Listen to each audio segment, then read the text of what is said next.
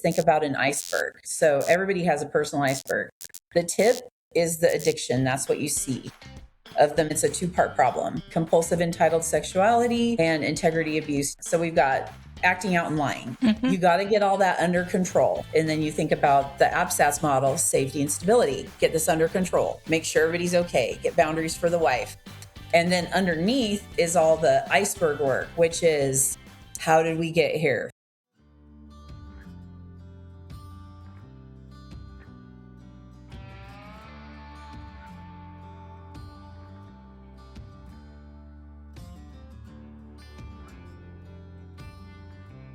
Welcome to Where to Find Bread, where honest conversations meet hope. I am your host, Terry Murison. First of all, let me just say thank you for joining me.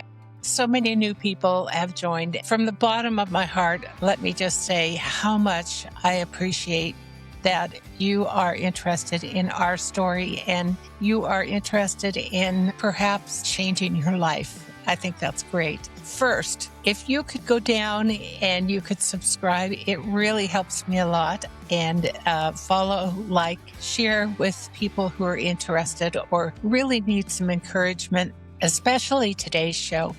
We have a great show. Today, I'm joined by Jenny Bacon, and Jenny is a specialist in sex addiction and betrayal trauma. She transitioned from the corporate world to counseling after her own experience with betrayal trauma. Now she has a master's in social work and she's a licensed clinical professional counselor. She's also earned a bunch of specialized certificates in the field of sex addiction and betrayal trauma that you're going to hear about shortly. Jenny's going to introduce us to the personal iceberg, and she'll help us decode the complex world of recovery and why having the right tools in the tool belt makes all the difference. We had a great time talking about everything from recovery to faith and the non-faith-based approaches of getting past sex addiction. We even talked about the surprising prevalence of pornography in the church and how that can possibly be. Whether you're a partner or a betrayer, or you just want to know more about the challenges facing so many people today, I think you'll find our conversation enlightening and helpful. Let's meet Jenny now. Welcome, Jenny Bacon. I'm so glad to have you. Thank you. It's a delight to have you. We have so many questions, Rich and I and all my listeners. I've been through your list, your long list of certifications and master's degrees. Anything you want to tell us about any of those? You have a bunch of them. You know, it's one of those things that's kind of funny. Before I went back to school, I remember thinking, I have ideas about how things could be done, but no one's going to take me seriously unless I have letters after my name. So I went and got a few, but a lot of it is just training and letting people know that you were trained, you've had some supervision, you have to keep doing things to upkeep that certification to stay current. So hopefully it just helps people realize, okay, there's some credibility here. Yeah. And then I do realize there are a lot.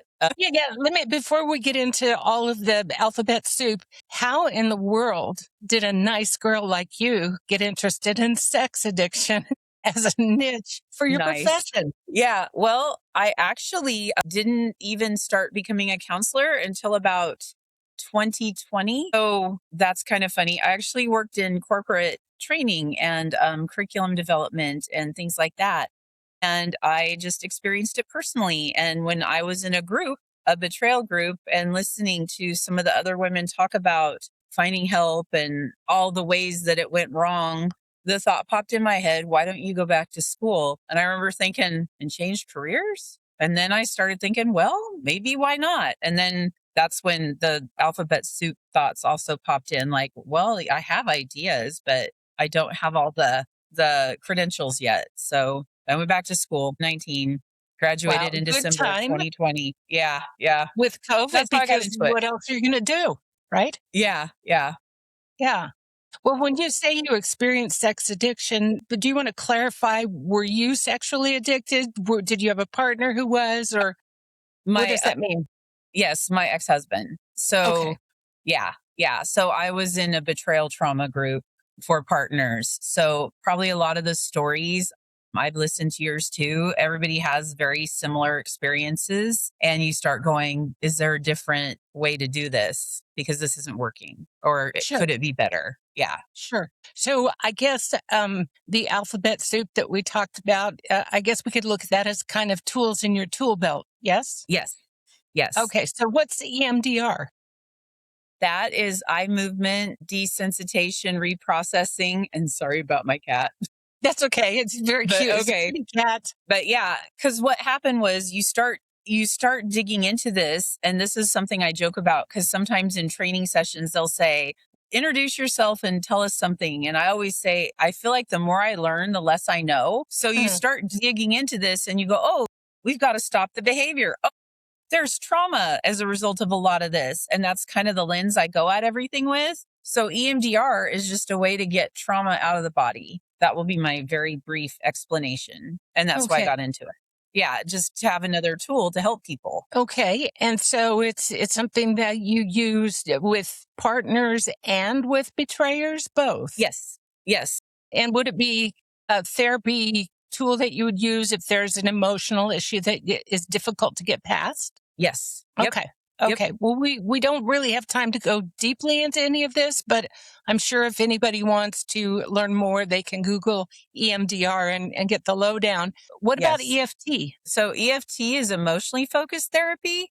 And when I was an intern, again, I was still in a betrayal trauma group, or I had just finished, I think, maybe a few months before. And I remember one of the girls in my group saying that when they were learning how to reconnect the bond in their marriage, that was super helpful. So I thought, I wonder what that is. And there was one in Utah, and my sister lived there. So it seemed like good timing. So I went to an externship just to learn how to help people reconnect because there's been a breach or a rupture. So that's what EFT is. It's based on, I think, Sue Johnson's work and attachment theory. Attachment. So Okay. yes. Yeah. And So it was, we it was don't good training. really have time to talk about attachment today. I'm hoping that you'll come back one of these days and we'll have a whole segment on attachment because it's Okay. so huge. Yes, Good. it is. Yeah. Okay, APSATS. First of all, tell me, what is APSATS? What does it stand for? I can never I feel remember like it, I'm being and can't uh, either. I'm sorry. that I know. Yeah. Okay. And if I get it wrong, people, if you look this up, just know I'm trying off the top of my head. It's Okay. Associated Partners of Sex Addiction Trauma Specialists. So back when I was interning, again, I knew this is what I wanted to do. I've always known that. And originally, I was also going to only work with partners. So that was one of the first certifications that I went after because I thought I want to be able to offer help and have tools and know what I'm doing and have resources for me. So if I got stuck, I can contact, supervisors and all and people who work in this area. So that is what that is. They actually have a website, but it's very specific training. It's based on a trauma model, which I believe is Judith Herman's work. And all of the way you conceptualize a case is based on that. So you're looking at number one, safety and stabilization always Mm, for mhm, everybody, the mhm. spouse, the partner, the marriage. And so it's kind of a little different than just, I guess, couples counseling or some of the other, but it's a framework. And that was just important to me because I want to do no harm. So yeah. Great. Well, and we have a Yeah. link to APSATS on our website. And in fact, think I found you through Psychology Today and then APSATS. And Okay. it was a fortuitous find. Really glad. Thanks. So, what is multidimensional partner trauma? That is the ABSATS model, and they have 3 phases. Again, like I said, and so that's kind of what they teach you and they walk you through it. So you have safety and stability, and then within that model, there's certain tasks that you want to accomplish with people. And here's what I like. It's a framework. So you can adjust it based on who's in your office, if that makes sense. Got it. So Got it. safety and stability. What do we do for that? Oh, we better set boundaries. Oh, we better make sure that the behavior's under control. We're probably going to have some sort of disclosure.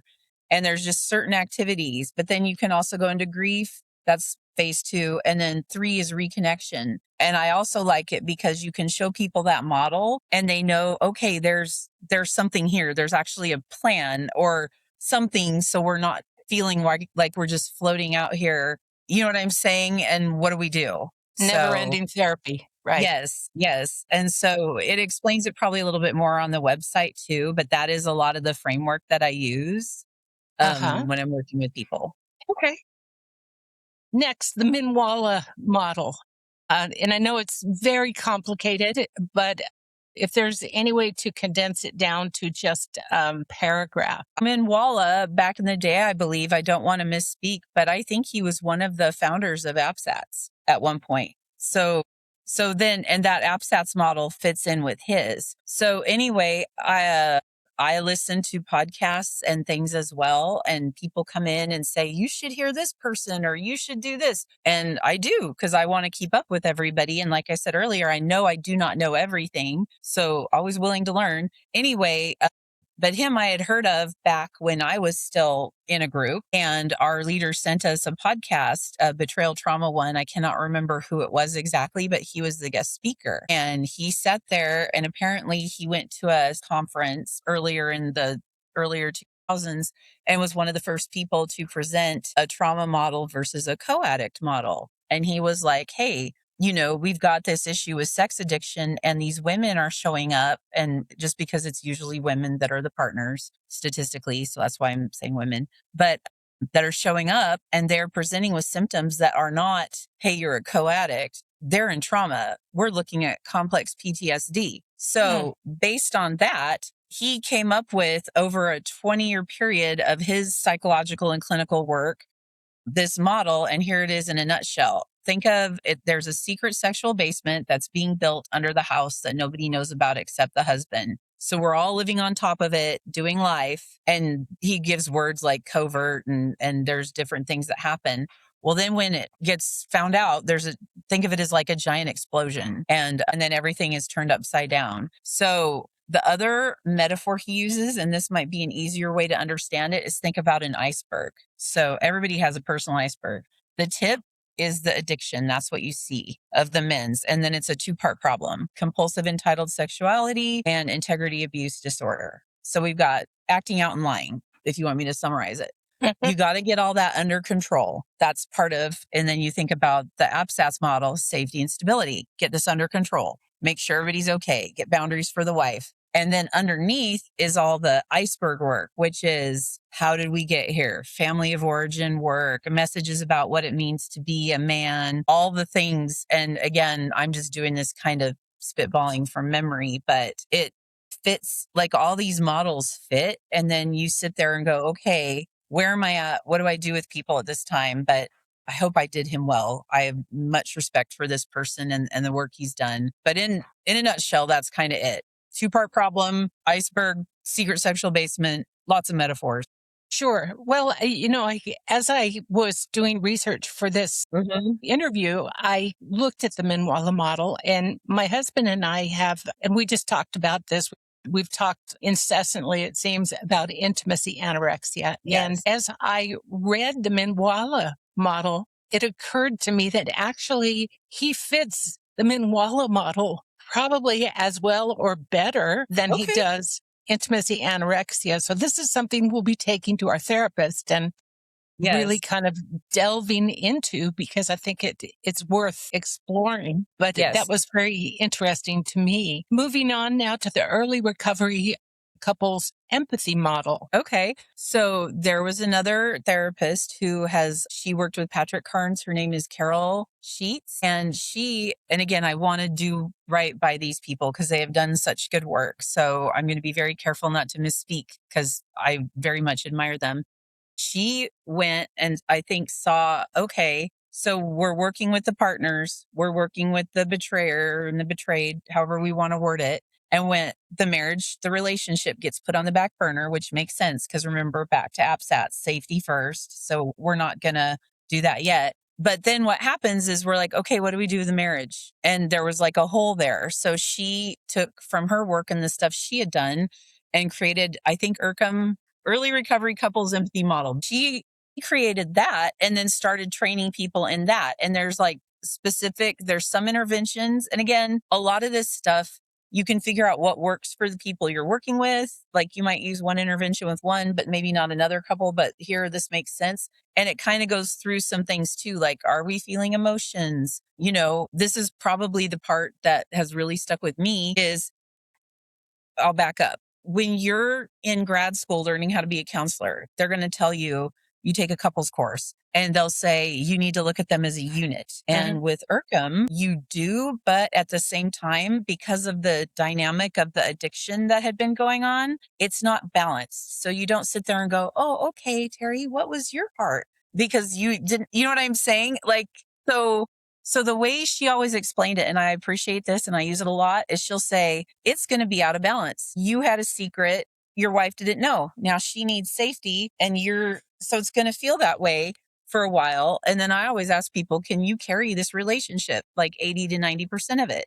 Because it got blown up. Your wife, you know what I'm saying? Like we're working on it, but it's not going to be a partnership quite yet, if that makes sense. It's not going to feel equal. We want to get it there, but right now your wife needs safety. So you might feel a certain way. And is that okay? If she's triggered and traumatized, it's not always good for you to say, I want to share my feelings too, because you're the one who's caused this. So can you share them in your group and with your counselor and maybe focus on trying to empathize and hold your wife's stuff for now? That's my other favorite phrase. Sure. For now. Yeah. I think Does that that's make one of sense? Yeah. Yeah, it totally does. I think that's one of the areas that my husband has been repetitive with the guys that he's in group with is that, your wife is going to be angry for a long time and you need to sit with her through it. She needs to be able to be angry because, that stuff has been in there and it needs to be allowed to come out. Yes. Yeah. So I think that's important. Yeah. I'll add too, a lot of the exercises focus on emotion, but one of my favorites is she even has a whole page just on sitting with your wife in a trigger and tools to help her work through it. Because if the husband can do that, usually he feels better because he's helping fix it. Yeah. And she feels better because he's sitting there with her, and then it helps the marriage. So That's as I'm getting my awesome. pen, I get excited. Yeah. Yeah. I Yeah. think we could have used that a time or two. He just sort of Yeah. took it, but yeah. Yeah.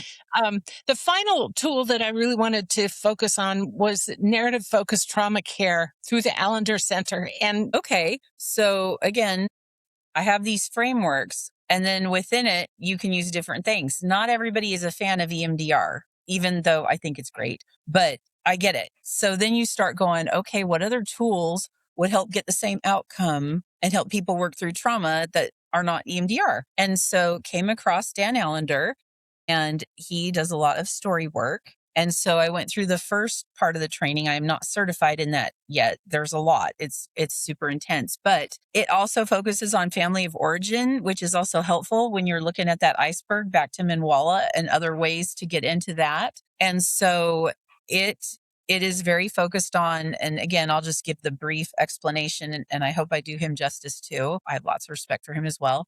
He'll have you sit there and go, between 0 to 18, come up with a story of harm. And it has to be so many words, and there's very specific prompts, and then people can write it and then bring it in. And there's something about holding space for listening to people's stories, because some people even say trauma is the absence of an empathic listener.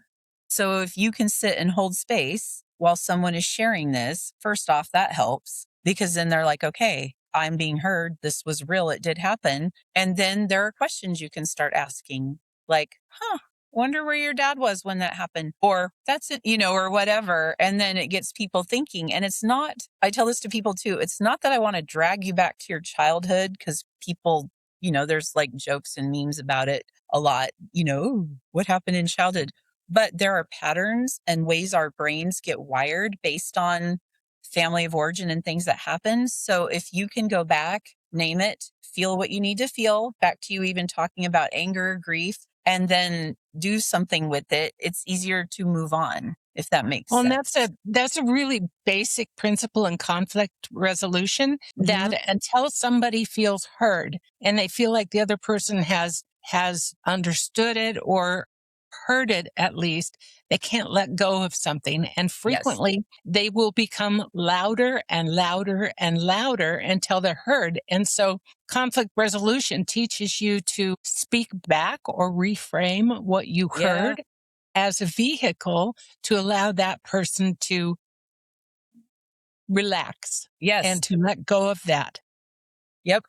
Same kind of idea. And like I said, I do it one-on-one right now, but now I'm going to say this and then I'm going to have to do it. But I have this thought, because they even talk about it in the training and the way we were taught. They put us in small groups. And there's something even having a small group hear your story and sit in it with you and then validate it and ask questions or name things that they saw that is like very, I hate to say powerful because it sounds kind of, what's the word? I don't know, but that's the word that's coming to mind. So I'm going to say powerful. Yeah. It affirms it. Yeah, but it does. And then there's just something about having people hold space and care and then ask you questions, even though some of them might be hard. And validates it. Yeah. Yes, it does. Yeah. So, well, it occurs to me that there may be some people right now who are just saying, well, that was a snooze fest. Why did we go through that? But I purposefully went through all of those tools to make a point. And the point is that when you go through betrayal, whether it is, no matter what kind of betrayal it is, you owe it to yourself to go to a qualified professional who has the right tools in their tool belt. Not every pastor, not every counselor, not every professional out there is trained to understand betrayal and to understand all the different causes and all of that. So be very discriminating about where you tell your stories and try to get your help. Yeah? Yeah, agreed. I was on the other end of this too. So yes, went to church for help when I was in it, told you have to stay no matter what. It's just pictures. It's not hurting you.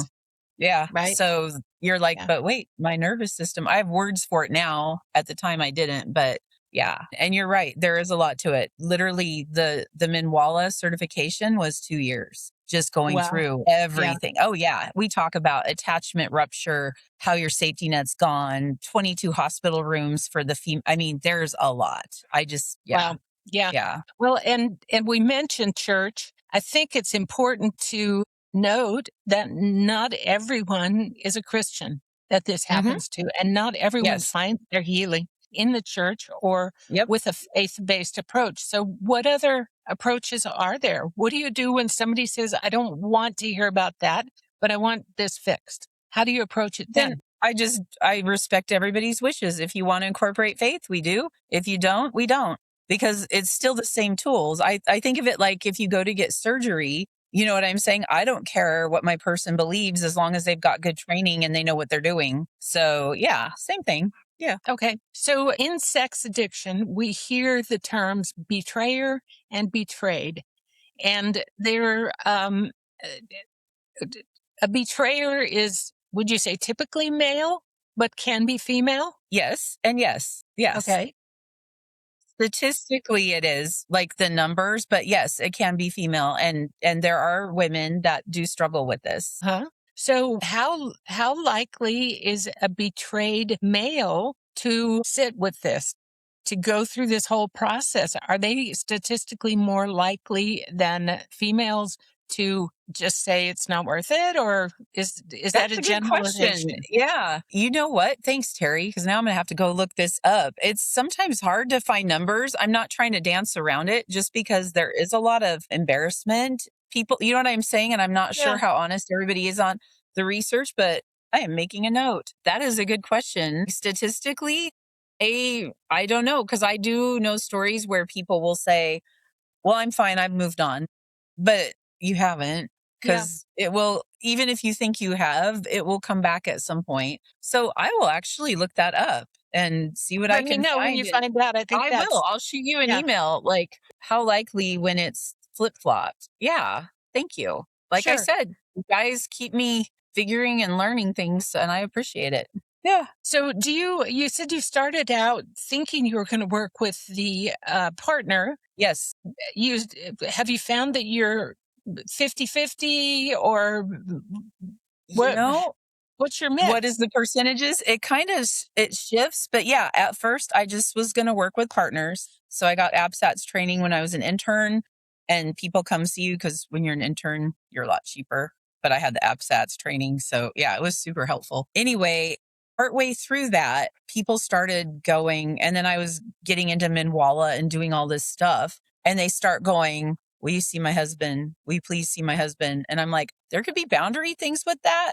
And it's weird because we're in Boise and there's not, no, this isn't the niche everybody goes into. So if I do see both, I have to be very careful about it. But I thought, you know what? I'll see about that because why not? And so I did. I started seeing husbands, and then I thought, well, I better go learn some more about them and what's going on here. And so more training we get. And yeah. And right now, currently, I see maybe a fourth is couples, probably slightly more men than women right now. Mm-hmm. Yeah, I don't know. I don't know if I want to say 60-40. I'm so bad at math, but I do know, I think at the moment it might be a little bit more men. Yeah. Okay. So tell me, you are a licensed professional counselor, yes? Hmm. Yeah. So what's the difference between that and a coach? That's a good question too. I'm going to give you the quick understanding I have, and I actually have this written out somewhere. I can go with what's going on in the present. So let's say a partner comes in and they just found out that their whole world was flipped upside down. I can say, okay, how do you feel about EMDR? Let me explain it really quick. And we're going to reprocess D-Day so we can get some of the emotion out of it and help you function. Again, safety and stability. And so I can do that. But let's say their brain goes, ooh, I want to float back to something that happened in childhood. I can go there and I can Mm-hmm. diagnose. If I understand the differences, I think coaches are more focused on present and future. And then I am not sure. Well, I don't think you can diagnose, and I can. Like I Okay. can sit here and go, oh, you have extreme anxiety or post traumatic stress or, based on these things. So yeah. And then I don't know, do coaches write up treatment plans? I have a coach and we did a safety plan. Okay. That's like I guess boundaries. that's I do that too. And then here's the other part of what I do. I do. I do things like mental status exam, and I'll make some notes on that. Like everything looks normal, oriented to time and place, dressed appropriately for situation, blah, blah, blah, blah, blah. And then I'll sit here and go, okay, this is the diagnosis I think that this person has. Based on that, here's the treatment plan. And I don't sit there and officially like pull it out. But when I am meeting with people, I'll say, hey, this is what I'm seeing. How do you feel about this? No, or they'll come in and go, hey, here's something I'm noticing. And then I adjust it as we go. Does that make got sense? it. But I Yeah, usually do have like presenting problem. And here are some of the goals. And I talk about it with clients, even though I don't officially go, here it is. Let's look at the paper. Though I guess if they really wanted to see it, you can. It's your treatment plan, sure. but yeah. So does that make sense? So that might be one of the Yeah, I differences think too. it does. The way I kind of understand it is that a coach works with, in our case, my coach works with me as the partner. The therapist works with my husband as the betrayer to get him kind of through his process. And Okay. my coach helps me be ready for his disclosure eventually and to just gives me support. Yes, Yeah. because you can, and that is one of the things I appreciated about the APSATS training is they incorporate a lot of coaches, and then even part of it was how can therapists and coaches work together? Yeah, Because like completely yes, a coach can support and know how to do disclosure and do all these things, and yeah, then it helps things move along. So it's not all one person sure. trying to do both. Yeah. So personally, I would, having gone through it, I recommend that Hmm. the betrayer has his or her own therapist, and then Hmm. the partner has a supportive coach to kind of Hmm. help him or her through the process. But Yeah. I'm glad to hear that you think that's a good road too. Yeah. Yeah. I'm very much a proponent of let's figure out what works for people time wise. And yeah, so Yeah. Well, let's kind of move into some other areas. Let's define the words betrayal trauma. What's the Okay. sort of technical meaning? What qualifies? I'm sorry. It can just I be, know. I was like, can I pull out my phone? But it's just the way in my head that I layer it. And if people look this up and I'm totally off, I apologize. But it's hard because okay, the picture that comes to mind, this is from the Minwalla training. You have this net, you're walking on a tightrope. Your person is underneath, and they're supposed to be the one who catches you, and they yeah, don't. And then not only do they not, they're actually the ones that cause the harm. So there's like layers to it. That's what I always think about. There's layers to it. yeah, that's good. And people, yeah. And so you'll have different triggers as a result.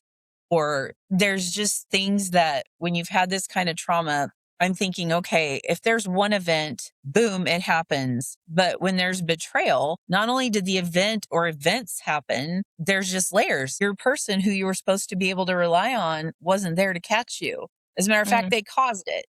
And then yeah, it's a mind trip because the partner will sit there and go, I want to be close to them because they're my person and I want them to comfort me. But they also caused me the biggest pain in my life. Uh-huh. right. Yeah. And that's what I'll say. Okay. And Yeah, so, that's good. yeah, so then a lot of people go, I feel insane. And I'm like, no, you're not. This is a normal response considering the Mm, situation. And then that's what you have to tell the husband too. She might want to be close to you and then feel like you are the worst person in the world. Don't even come near me. And you need to be okay with both because we are coming out of it's just hard. There's layers to it. That's what I'll say. I don't know if that was exactly the clinical definition, but yeah. Well, does it always involve PTSD, post traumatic stress if disorder? If I recall when I was doing APSATS training, this is what they probably said, and I'm now going to have to check this too. But I believe the numbers were 70% of partners meet the criteria for complex PTSD, which is technically not in the DSM 5 yet, or the next, but so it's not quite the same. It's like layers of it, Mm, like small things that happen versus like, oh, there was right. a giant earthquake. And you know what I'm saying? It's so 70%. So then you think, okay, Jenny, what about the other 30? Oh, no, you've got a bunch of the symptoms too. You just might not quite qualify. So one of the things that they had us do when we were learning about it was, and I've done it off and on, is people will say, okay, here are my symptoms when they do an intake. And so I'll put the date and every so often go back and check the symptoms and go, okay, how are we doing with eating? How are we doing with sleeping? Are you still having intrusive thoughts? And ideally, you want to see them start to get lower. And then if they're not, that's where I would need to adjust your treatment plan or figure out if we need to find you some other tools to help with those. But yes, the majority of people do qualify for complex PTSD. Okay. That was a long answer. Sorry. Yeah, no, that's good.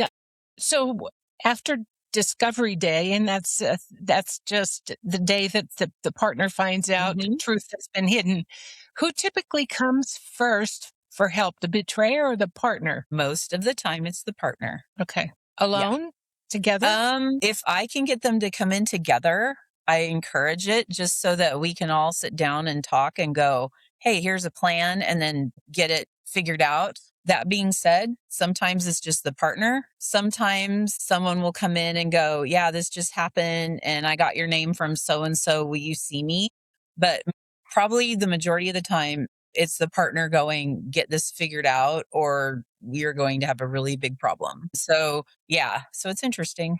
But yeah, a lot of times it's a partner. Now, sometimes Okay. it isn't. Sometimes the betray is super like, I'm so tired of this. I want it figured out and I don't want it to be part of my life anymore. But most of the time it's a partner. Interesting. So when you counsel a couple or an individual, we talked a little bit about this in preparation. I want to know Hmm. your definition of success for the counseling relationship. Okay. My definition of success. Now I want to get all therapist-y and say, now it's really hard to. My definition of success depends upon the people. How's that for an answer? I'll backtrack a little bit. My favorite is when a marriage makes it. I am so excited when people can figure out all this stuff and I have so much respect and it is such an honor to get to watch. That being said though, if there's still active abuse and addiction going on, or there are things that someone just cannot get past, success might not look like the marriage making it. And by the way, when the marriage makes it, I mean, let's like have a real marriage, not, hey, we're still, but sometimes success might be we go our separate ways and we still seek health. Does that make sense? So it depends on the people. Do you have any idea of what percentage of your clients complete counseling versus dropping out? Gosh, I would have to go back and like look over things. That is another good question. Some do, and I am very grateful. Yeah, this is a faith-based podcast, right? So I can talk about God because I'm Sure. also not Yeah. at work. Well, and Okay. I am faith-based. The Yeah. podcast is not necessarily. It's kind of like your Oh, okay. counseling. So, Okay. yeah. Say, Yeah. okay. Well, here's the thing. I always sit there and I just forgot why I wanted to bring up God. I always ask him, please do not have people just come in here and not like show up. Like this is me talking to God. I want to see you do things and heal people and make things better. I don't please have it not just be more things blowing up and it's depressing and dark all the time. Now don't get me wrong, it's okay if it is, and I am more than happy to sit in Christ. Like again, this job is such a huge privilege and honor that I don't care how people show up, but I ask God, please show me what people that work on this and have a good marriage look like. I want to see it. And yes. Now, is it the majority? I do not know. I'm going to have to sit and look at my stuff and go through it. But I have seen couples come out the other side of this. And the thing they usually say is, I hate how we got here, but I am so grateful because, like, all of a sudden, everyone's being real. You have tools on not just addiction, but if you need it, communication, all these other things. And so, yeah, the ones where the marriages don't make it, there's still success if people are choosing health. And so, yeah. And it's hard because, like, in my head, just the way I am, I'm like, oh, I want to just keep going. But that's just how I am anyway. Probably why I have so many letters after my name at the moment. Though there are people who have more than me. And so that is, I don't know, not really sure how to answer the question, Terry. I will have to go Yeah. look. But Yeah. and then I guess maybe everyone gets to define success how they want to too. It's just my job to show up and help you get there. Sure. So, Well, yeah. you did bring up the church and faith-based things, so I'm going to go there. And Okay. you may not have the answers to this question, but I have read articles that there is well, I won't use the word inordinate, but there is a high percentage of sex addiction, pornography use in the church. And I'm wondering about, there's that, what's the term when you hold two conflicting beliefs that are incongruent? Polarized? I don't know. Polarity? I'm not sure, but you're So saying I'm it well. wondering how is it that faith-based people, a high percentage of them, and I don't know what the stats are, but I think, have you heard over 50%? I mean, it's Heard, high. yeah, Barna Group is where I got a lot of mine. I'm sure my It's high. professors loved me in grad school. Anytime anything was open, I'm writing about porn. Yes, it's very high. I almost think So it's there higher than is 50. I want to say 70 to 80, but I yes, don't know. there is a mental incongruity Yes. between what they have been taught and what they believe and what their practices are. Do you have any kind of theories for how that coexists in a faith-based bodies? Yeah, I do. Let's hear it. I'm Okay. I'm Again, all check ears. my work. I am not, yeah. Just this is things I notice and things I wonder about. So first off, this you do know, it's compartmentalization is how people are able to have such a hidden life. So you've got to figure first off, people can compartmentalize and be like, yeah, I'm here at church on Sunday and I am this person. And then when I go do this other thing over here, I am you know what I'm saying? And they can shut it off, is my understanding. The other thing, and this is just how it helps me understand, I'll sit here and think, okay, your identity is based on your core values. So I have these core values that are right here. And a lot of people will tell me faith, integrity, family, health, whatever. So these are my core values. But if I go, whoa, way over here and I'm acting outside of them, then I have got to compartmentalize And then I have to go through a bunch of mental gymnastics to justify it. So I think that's how it's done. And I think after a while too, it's hard to manage all of that. Yeah. So Well, and don't know if that answered, but no, it does. yeah, yeah. I think that, Rich and I talked about that last week. And I think a consequence to that kind of activity for him was physical infirmity. Hmm. He lost weight. He became, stooped. He had throat problems. I've read a book. It's called The Body Keeps the Score. Yes, I know that book. And yeah. And so I think you can fool your mind sometimes, but you can't always fool your body. So Agreed. yeah, It interesting. does impact. Yeah. And I always ask people, what's it like? What's it like now that you're 3 months out or nine, and they'll go, I have so much space to think. I feel lighter. Like I'm not carrying, especially when they do full, like I'm not carrying the weight of this. And I don't know. Again, this is things that I ponder and I'm like, I have lists of things I need to look up. But I think, was it the Greeks that started splitting out the body and the mind and like there is a relationship, back to your body keeps the score, between physical ailments and emotions and not processing this stuff. And so, yeah, I think what you explained sounds accurate. Yeah. Well, Yeah, so this has all gone philosophical, but a little I, bit. I Yeah. really want to bring up this point. I don't attend a church. Hmm. And for many years, I attended Bible studies and, the young women in Bible studies would get counsel from the older women that, we needed to pray for our husbands and we needed to submit and endure and forgive. And so there was this struggle going on in my mind about, um, should I leave him? Is it wrong? Is it right? But Yeah. when I began to go through this process, I got a totally different take on Hmm. God's perception about my worth and his plan for my life. What have you concluded that God thinks about betrayal trauma and the traditional church's counsel to sit Hmm. there and take it until you make it? Well, I'll tell a personal story. When I was an intern, I was finishing school also, and I happened to be taking couples counseling. And my professor had an assignment that was, what is God's, well, no, your view on divorce and remarriage in the church? And literally mine is blowing up, and I'm doing APSATS and doing intern, and you know what I'm saying? And so I brilliantly wrote her an email and said, we're not supposed to bring our personal values into the counseling room. So I don't know why we're doing this assignment. I would prefer to write something else because I didn't want to do it. Don't want to go there.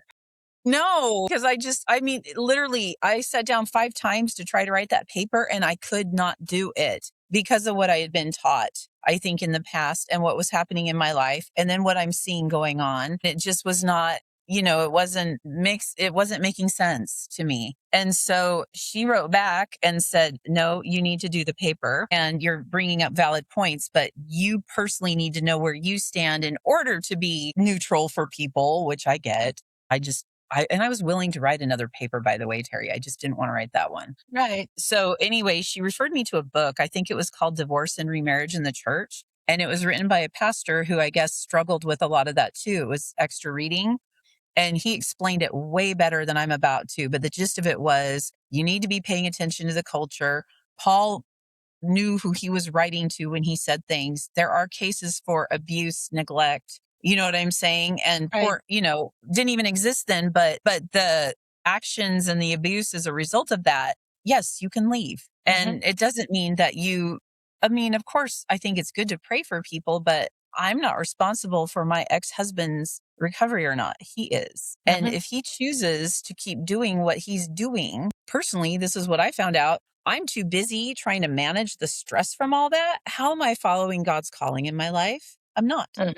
Hmm. And so then you think, well, wait a minute. The church is saying all this stuff. Who's right? I mean, yeah, it's hard. So I don't know if I exactly answered it, but your question. So if I didn't, I apologize and ask me if I need to clarify anything. But the gist of it is, I don't agree with what some churches teach in that area. There you go. Sure.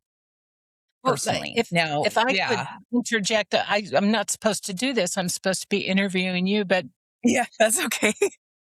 But I'm going to say it. The thing that I finally came to in my mind was that the church has so elevated the union of Hmm. marriage that it Yep. has minimized the condition of the individual in the heart Yes. of God. And um, it has, it has over the People. yeah, yeah, and I don't think God does that. I think that No. God looks and he says, this is my daughter. Yes. I'm not willing for you to do this to my daughter, and I want to separate her from you.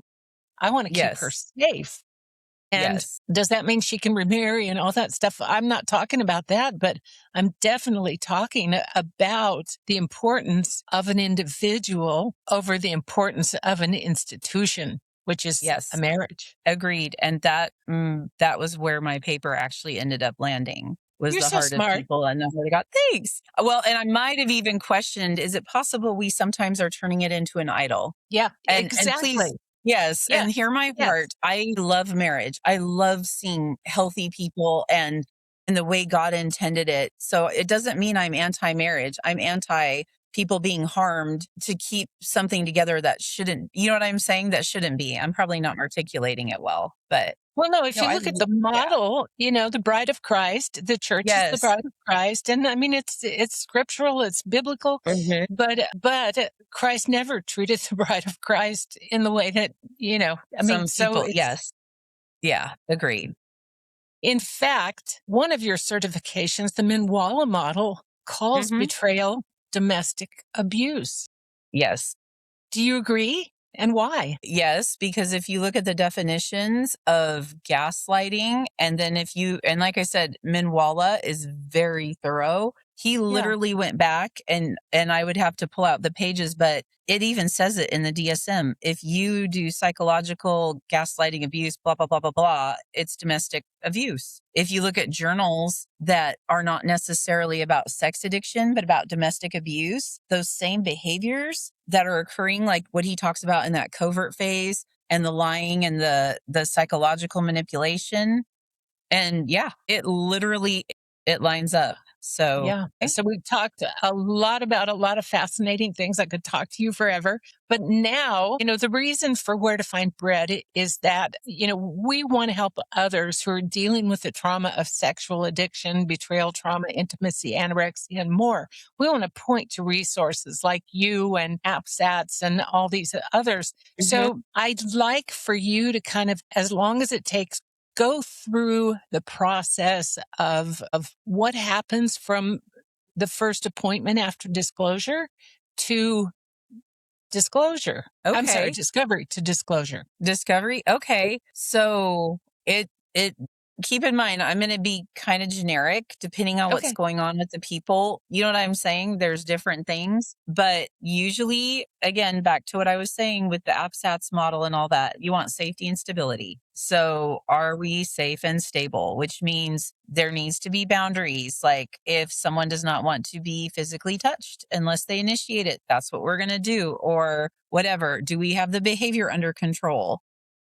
So when you What say kind? safety, you're not necessarily talking about domestic violence, No, but you're talking about a person feeling safe and comfortable. psychologically, Yes. emotionally, all of it, Okay. all of it. And it Okay. could be domestic violence, but yeah. So what do we need for safety? And sometimes people have to separate. Well, they don't have to. They choose to separate for a while because there's so much intense emotion going on and it's just we aren't getting anywhere. So, and it helps people's nervous systems calm down. Sometimes they separate in the house, sometimes they don't. Sometimes we don't need to do that. And just having conversations helps. But whatever it is, the first thing is always you want to have safety and stability.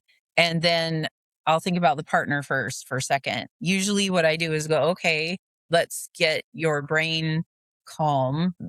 Coaches can do this too. And you start giving people tools to help stay grounded because you want to orient people to the here and now. And if you've got CPTSD symptoms, what are we doing to alleviate those? Are you eating? Are you drinking? Do you have a support group? If not, let's find you one, because this is not something you want to do alone. It's hard. Anyway, so those are some of the things there. And then you're getting ready for disclosure. Back in the day when I was in betrayal trauma, they made you wait a year. So, which Really? was super fun. Oh, yeah, I was so mad. I'm like, for what? But then they changed it. Now it's 3 months, because you figure, if, let's say that there was active addiction up to the point of D-Day, at about 3 months, they figure brains cleared out enough, you can start remembering things. But if there is still active addiction going on, unless there's kind of an emergency situation, they usually don't recommend doing it until you have about 90 days of sobriety. So then that way the women aren't stuck sitting here waiting, going, Yeah. what's real, what's not. Yeah. So just a little FYI. With the men, then or the betrayer, sorry, because it can be either gender. You sit there and go, okay, we've got to get the behavior under control. So we've got to get you into groups, because you need to be hearing from other people. A sponsor or a mentor might be helpful. It depends. But you want to get, again, more support. And then you keep doing that until you get up to full disclosure. And the reason you do that is, if you look at, I think it was Dan Drake and Janice Cottle, they made a little triangle, a pyramid, and it's called the intimacy pyramid. At the bottom is truth. And since we've had lying and we don't know what's real, again, the way Carol draws it, she goes, we have the timeline of what the wife thought was real, and then the timeline of what was actually happening. So in order to get truth, until someone comes up with a better process, that's the other cool thing. This part of the field, there's stuff being figured out even as you and I are having this conversation. You do something called a timeline of sexual history. So that is where the betrayer will go through and write out, childhood. And there's different ways you can organize it depending on who you're working with. Some people do it by category and then try to do the timeline within that. I usually do headings like childhood, adolescence, adulthood, marriage, whatever, but you have them start writing it out, and you sit down and do a therapeutic disclosure, because when someone finds out, every time you keep doing like a trickle or drip disclosure, it re-traumatizes the partner. So then they don't know what's real and what's not, what else is going to hit me.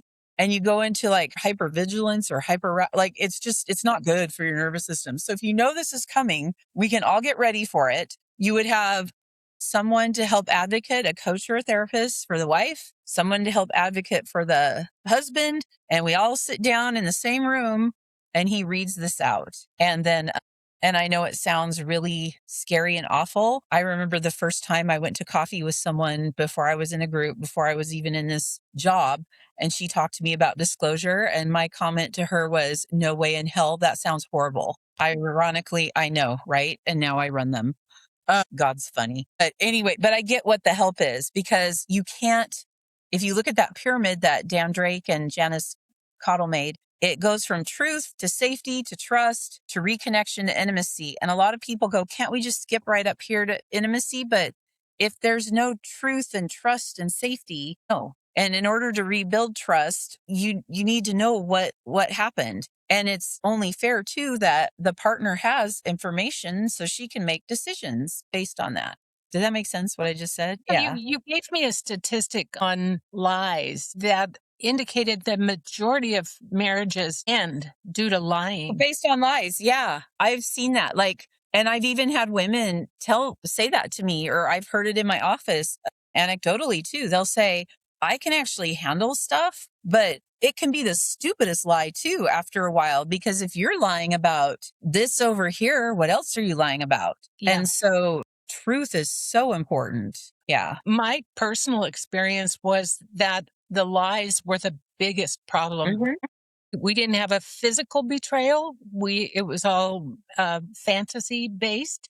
And that was not good. And I didn't love that. Yeah. But after the full disclosure and with a polygraph that showed me that he was actually telling the truth, I knew that I knew for the first time that he was telling me the truth. I felt my anger melt away because the lies were gone. Yeah. And that is the one thing that, the infidelity, I won't do infidelity again, but I also will not do willful lying anymore. So, lies are bad stuff. Yeah. Yes. And that's why I like the Minwalla model, because he actually has you address that as well. Yeah. Well, and it occurs to me that if you don't address that, you're just leaving that little landmine Yep. for some future explosion, Yep. right? So, yep. And if people sit here and they're thinking, okay, what if I'm single though and I want help and I'm a guy? Who am I going to do a disclosure to? Glad you asked, because I've had that happen. You're still going to do one if you come see me. And it's not because I'm trying to like make people feel bad. It's because there's something about writing it out. You can't minimize it. You can name it. And Yeah. then even if you just share it, and I've had people bring in like someone that they trust, not necessarily a spouse if they're not married or something like that, and we've done it then that way. And everybody says they feel like such a big weight is off of them afterwards, and then they can feel clear, and it's easier to like move forward in integrity. And yeah, so as part of the process, disclosure is highly recommended, and it is a big part of it. Then after that, people have plans and there's some specifics that go with it, but then you just figure out how to keep going forward. Okay, is there still family of origin stuff we need to address? A rule of thumb with ERCEM is don't do couples work until after there's been a disclosure and we've decided what we want to do. So you might say, okay, do we want to start doing couples work now? Or do we need to do a little bit more individual first and then we'll check in together and decide later? And that's where you kind of go based on what people need and what's going on. And then there's like usually some family of origin. Usually it gets kind of mixed in. People's identities get lost in this. So we start going, who are we now? And then you want to eventually get to the fun part. And it's my favorite, post-traumatic growth. And there's something I can send you later if you want to see it, Terry, but there's a little questionnaire where people found these 5 dimensions. I think it was like spirituality, relationships. Can I remember the other 3? Not to save my life right now. But they measured like before this incident, how would you have rated this? After this incident, how would you have rated it? And it's really interesting because all the numbers seem to go up. Interesting. Mhm. Yeah, that would be my experience as well. And I think I've heard the time frame for recovery, if you will, is 3 Mhm. to 5 years. That seems like an awful long time, but considering our experience, 43 years of dysfunction, 3 to 5 years Mhm. is not that big a deal. Yeah. And I think when they say that, they're talking about like this kind of stuff. But, Hopefully, I always tell people you're still going to have a growth mindset and just an awareness that you know what I mean? That there are yeah, things you probably need to be cautious about, but yeah. right, Yep. right. And then the misbalance in the marriage when you're doing IRCM, I'm trying to think of the numbers they gave us. I think it was 18 months to 2 years before it starts balancing out. If people are doing the work, if, keep in mind, yeah. 5 is about right. Yeah.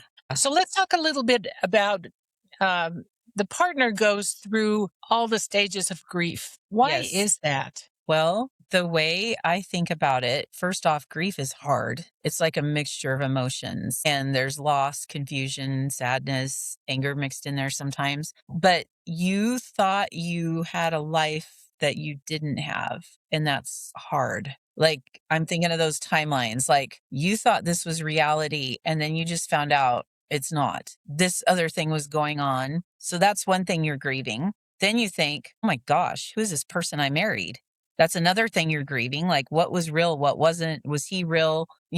So there's a lot of things to grieve. And then when there's been an active addiction or something that took up X many years of your marriage or time or things that you thought were a certain way, there's just a lot. There's a lot to Mhm. grieve. So that's that whole middle part.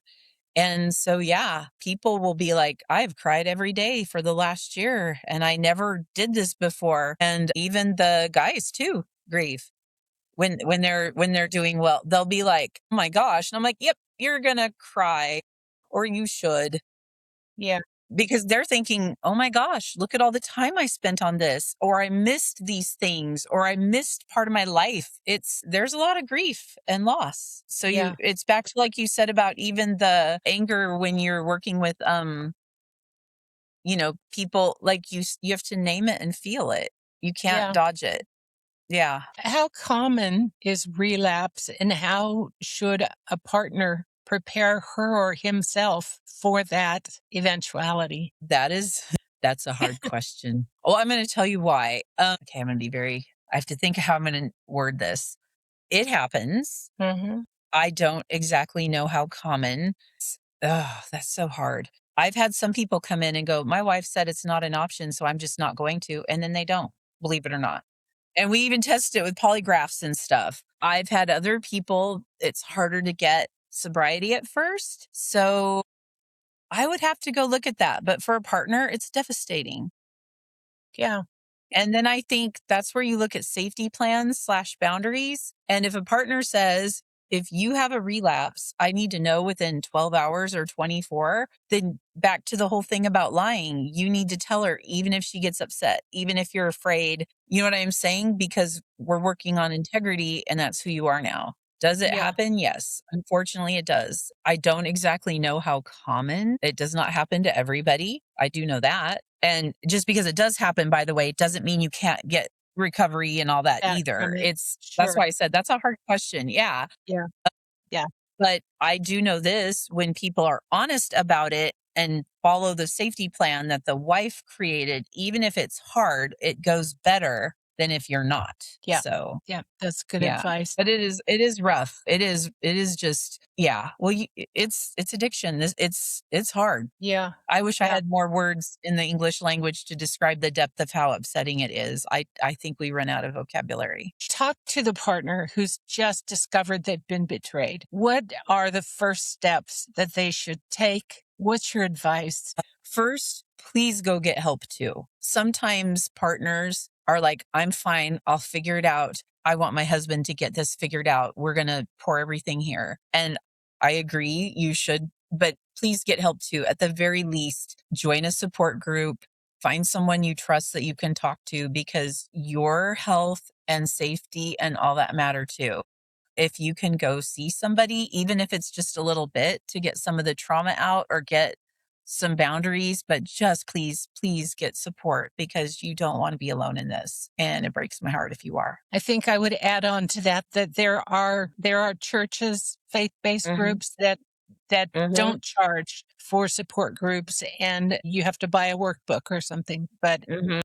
there are less expensive ways to Yes. get involved. Yeah. But Yeah. those groups are super important. Yes.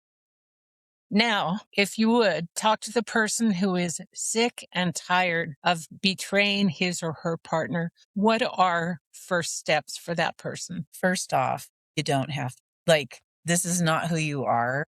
And there actually is freedom from this, even though I know it does not feel like it at this moment. There really, truly is. And it's similar. Please, there are support groups. There are, and all kinds. There's SA, there's free stuff there. If you can get a counselor and stuff too, please do that. And just know you do, like, this isn't who you are, and you can come out of this, and it's completely possible. And if you can handle being in uncomfortable emotions, you can do this. So, but yeah, there's help. Please get it. You're going to have lists Good of advice. resources, right? Yeah. Good Yeah. advice. Yeah.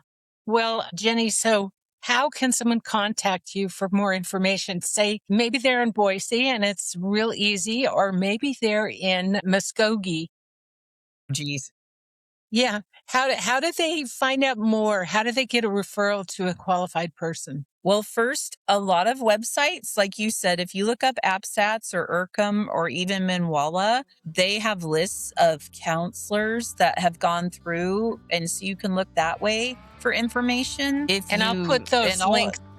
I'll put those links yeah. in the bio. Yeah, so that's one way. You can email me, and I could even say, I might, just because of classes I've been in, I might know some people because I've been in cohorts with them. So that's Give us another your way. email address. Would you Oh do gosh, that? it's sure. It's JENNIE, Jenny, at, and then ELAIA counseling.com. Okay.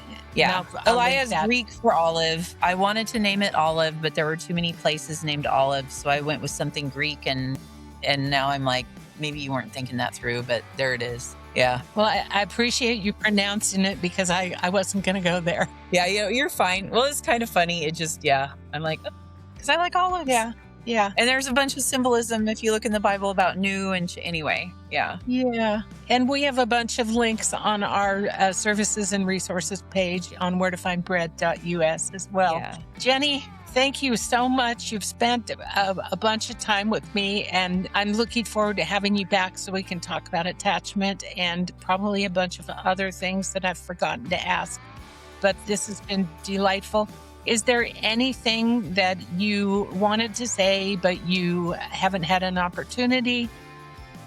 This is your chance. No, just thank you. And again, I'm just super privileged, first off, to get to share with you on your podcast. So thank you for that. And again, I am just really privileged because of Dr. Minwalla, Carol Sheets, all these people that have gone ahead and pioneered in this area. No, I'm just really glad that they've done the work they have. So, because it helps me work with people too. And so, no, I'm just very grateful. Well, thanks.